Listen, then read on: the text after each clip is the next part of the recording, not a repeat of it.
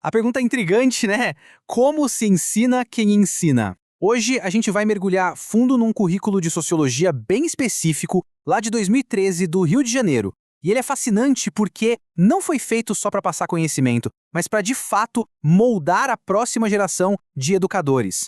Olhando assim, parece só um documento oficial, mas não se engane. Isso aqui é muito mais que uma lista de matérias. É um plano, uma estratégia com um objetivo, super audacioso, formar professores que sejam ao mesmo tempo agentes de transformação social.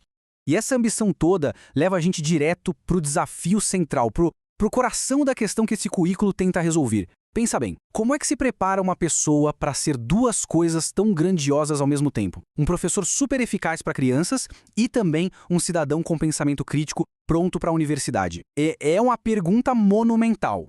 Para entender como eles tentaram responder a isso, nosso roteiro vai ser o seguinte. Primeiro, a gente decifra a tal da missão dupla. Depois, vemos como se constrói uma lente sociológica, como o currículo confronta a realidade social, como ele busca formar cidadãos democráticos e, por fim, a grande sacada, a escola como uma sociedade em miniatura. Ok, vamos começar pelo conceito que é a espinha dorsal de todo esse programa, a chamada dupla missão do curso normal, que é a formação de professores. A ideia aqui é como se fosse um ataque em duas frentes ao mesmo tempo. E o que é exatamente essa dupla missão? Bom, é o desafio de dar aos alunos de uma só vez a formação para serem professores e também uma base de conhecimentos gerais sólida, a tal da formação propedêutica. Traduzindo, é preparar para dar aula e, ao mesmo tempo, preparar para passar no vestibular e atuar de forma crítica na sociedade. Então, o ponto todo é esse.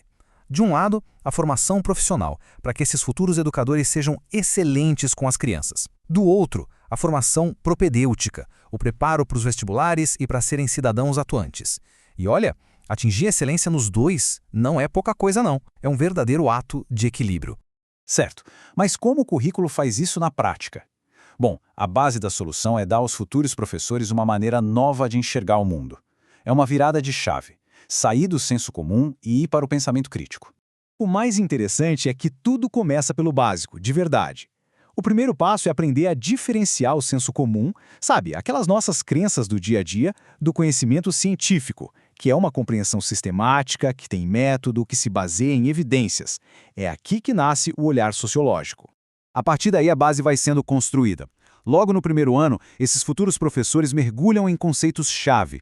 O indivíduo como um ser social histórico, o que é o processo de socialização, a relação complexa entre a gente e a sociedade e, fundamentalmente, a ideia da própria escola como um dos primeiros e mais importantes espaços de socialização. E com essa base teórica bem estabelecida, o currículo não fica só na abstração, não. Ele sai da teoria e mergulha de cabeça, usando essas novas ferramentas para analisar a nossa realidade, o complexo e desafiador cenário social brasileiro.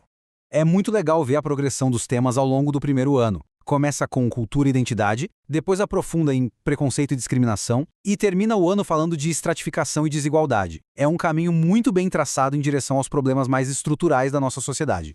E não são temas fáceis, viu? O currículo exige que se debata etnocentrismo, as origens do racismo, políticas de ação afirmativa, mobilidade social e um ponto crucial: como a desigualdade acaba se reproduzindo de uma geração para outra.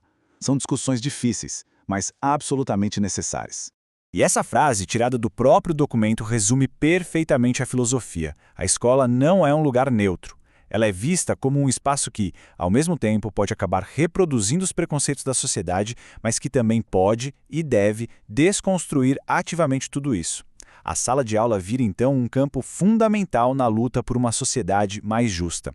Aí a gente avança para o segundo ano e o foco se amplia. A missão agora é preparar esses estudantes para serem participantes ativos da nossa democracia, entendendo como funcionam as dinâmicas de poder, a política e o Estado. E essa escadinha aqui ilustra de forma brilhante um dos conceitos centrais, a construção histórica dos direitos. O caminho começa lá atrás, com os direitos civis, nossas liberdades individuais. Depois avança para os direitos políticos, o de votar e ser votado. E culmina nos direitos sociais, como acesso à saúde, educação e segurança. É um processo. E a formação política não para por aí. A ideia é que esses futuros professores tenham um verdadeiro kit de ferramentas da cidadania, que entendam as diferentes formas de poder, o papel do Estado, as regras do jogo político brasileiro e, claro, a função vital dos movimentos sociais e a importância dos direitos humanos. E agora a gente chega na parte que amarra tudo. A ideia mais poderosa que aparece o tempo todo nesse currículo. A de que a escola não é uma bolha isolada do mundo. Ela é um microcosmo da sociedade. E aqui está a tese que conecta tudo que a gente viu até agora. A escola como uma instituição social. Ou seja, a concepção de que a escola não é só um lugar para aprender matérias, mas um ambiente que, ao mesmo tempo, espelha as contradições da sociedade lá fora e também tem o poder de ajudá-la a transformá-la. E olha só como a teoria vira prática no dia a dia. O tema do preconceito serve para desconstruir atitudes dentro da própria sala de aula. A desigualdade é usada para analisar as chances que a educação dá, ou não. Cidadania vira uma forma de entender o papel político da comunidade escolar. Tá vendo? Tudo se conecta. E para não deixar nenhuma dúvida sobre a intenção do currículo, essa é a citação da introdução do documento de estudo.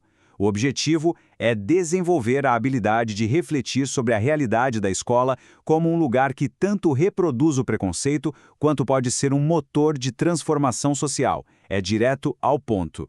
No fim das contas, a grande meta não é formar professores que apenas explicam o que é sociologia. A meta é bem mais ambiciosa, é formar professores que praticam a sociologia ali, dentro das suas próprias salas de aula, todos os dias. E tudo isso nos deixa com uma última pergunta para refletir. Se a sala de aula é, de fato, uma mini-sociedade, o que isso faz do professor? Um espelho? Um mediador? Um agente de mudança? A resposta não é nada simples, mas a responsabilidade, como este currículo deixa bem claro, é imensa.